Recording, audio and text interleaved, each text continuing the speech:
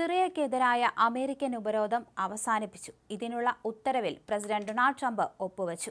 സാമ്പത്തിക വ്യാപാര ഉപരോധങ്ങൾ പൂർണ്ണമായും പിൻവലിച്ചതായി വൈറ്റ് ഹൌസ് വൃത്തങ്ങൾ അറിയിച്ചു. എന്നാൽ സിറിയയുടെ മുൻ പ്രസിഡന്റ് ബാഷർ അൽ അസദിനും കുടുംബത്തിനുമുള്ള ഉപരോധം തുടരും. യുഎസിന്റെ നീക്കം സിറിയയെ സമാധാനത്തിന്റെ പാതയിലേക്ക് നയിക്കുമെന്ന് യുഎസ് പ്രസ് സെക്രട്ടറി അറിയിച്ചു. ഉപരോധം അവസാനിപ്പിച്ച് ആഭ്യന്തര യുദ്ധത്തിൽ തകർന്ന് സിറിയയെ പുനർനിർമ്മിക്കാൻ വേണ്ട സഹായങ്ങൾ ചെയ്യുമെന്ന് മേയിൽ ട്രംപ് പ്രഖ്യാപിച്ചിരുന്നു. ഇതാണ് യാഥാർത്ഥ്യമാകുന്നത്.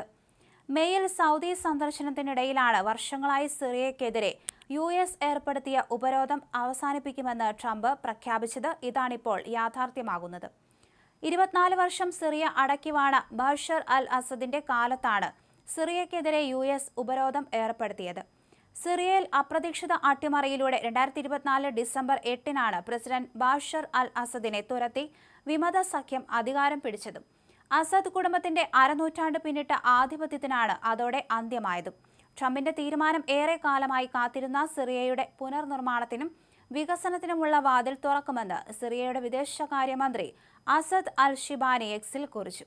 ഈ നീക്കം സിറിയയെ സാമ്പത്തികമായി മുന്നോട്ട് കൊണ്ടുപോകാനും രാജ്യാന്തര സമൂഹത്തിന് മുന്നിൽ രാജ്യത്തെ തുറന്നുകാട്ടാനുമുള്ള അവസരം സൃഷ്ടിക്കുമെന്ന് പ്രതികരിച്ചു. സിറിയയുടെ ഇടക്കാല പ്രസിഡന്റ് അഹമ്മദ് അൽ ഷരാരയുമായി ട്രംപ് കൂടിക്കാഴ്ച നടത്തിയിരുന്നു. 25 വർഷത്തിനു ശേഷം ഇരു രാജ്യങ്ങളുടെയും തലവന്മാർ തമ്മിൽ നടന്ന കൂടിക്കാഴ്ച ചരിത്രമായിരുന്നു.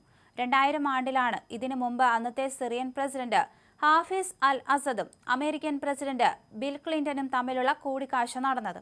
54 വർഷം നീണ്ട അസദ് കുടുംബവാഴ്ച അട്ടിമറിച്ച വിമതസേനയെ നയിച്ച അബു മുഹമ്മദ് അൽ ജുലാനി എന്ന അൽ ഷാര ഇടക്കാല പ്രസിഡന്റായി. അമേരിക്ക ഭീകരവാദിയെന്ന് പ്രഖ്യാപിച്ചിട്ടുള്ള വ്യക്തി കൂടിയാണ് അദ്ദേഹം.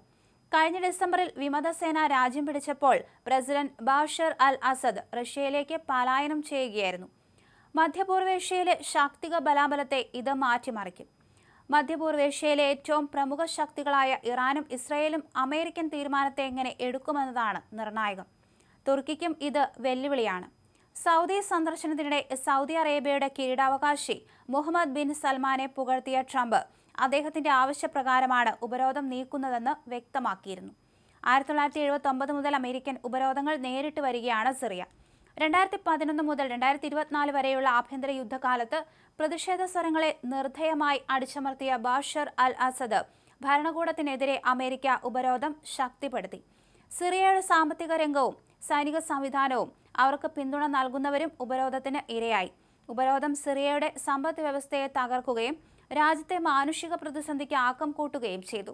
സിറിയൻ നേതാവ് അൽ ഷറയെക്കുറിച്ച് ഇസ്രായേലിന് കടുത്ത സംശയങ്ങളുണ്ട്.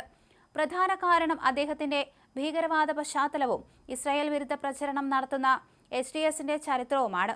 ഉപരോധം നീക്കുമ്പോൾ സിറിയ വീണ്ടും ഇസ്രായേൽ വിരുദ്ധ പ്രവർത്തനങ്ങൾക്ക് വേദിയാകുമോ എന്ന സംശയവും അവർക്കുണ്ട്.